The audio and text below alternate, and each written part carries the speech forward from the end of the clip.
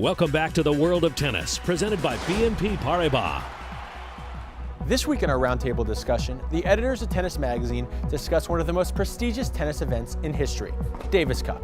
In 1900, it started off with just 2 countries, the United States and Great Britain, and now has expanded to 135 nations.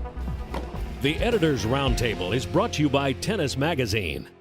Hi there, welcome to another edition of the Tennis Magazine Editors Roundtable. I'm Peter Bodo here with my colleague Stephen Tigner and David Rosenberg. Today we're going to be talking about Davis Cup. Should we change the format? I think we should. I think Davis Cup is good, but there's so much more potential when you have a international team event that could involve all the top players, and it doesn't now. It's too much of a commitment for somebody like Roger Federer to play. Why not change it and try to get the most out of that? Yeah, I think I'm more of a purist when it comes. I don't like to change too much, but I have to say at this point it does start to.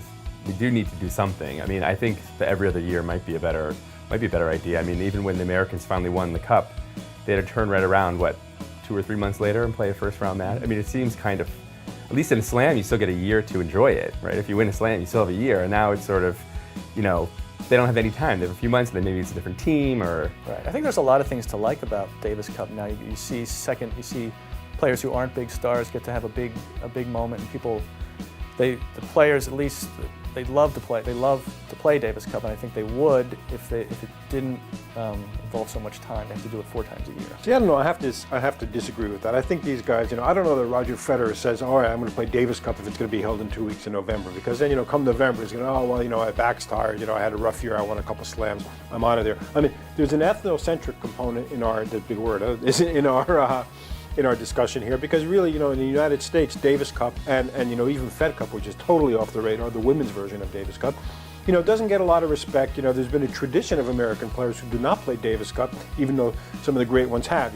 Jimmy Connors rarely played Davis Cup. McEnroe played all the time. Sampras was in and out. Andre played a lot. So the American audience has never really gotten quite the traction, and I think to some degree, I personally blame that on the various sports editors and people who do the assigning on these things. Something is only as important as the sort of tastemakers and trendsetters decide it is, and unfortunately, it's never been that important. I would look at the Olympics. The Olympics is every 4 years, and it's held over 1 week, and the players, this time at least, were more excited about the Olympics than they ever had been. Federer wants to finish his career at the Olympics, and Nadal won the gold medal. Djokovic was there.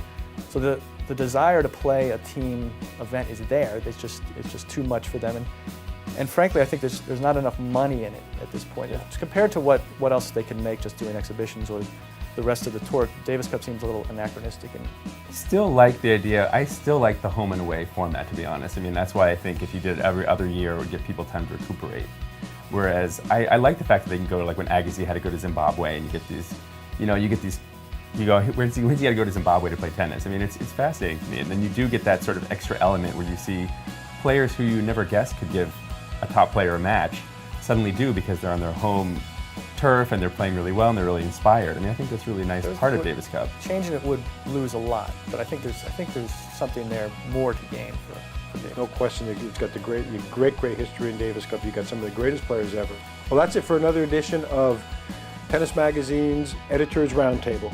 Please join us again next time, and for all things tennis, visit us at tennis.com.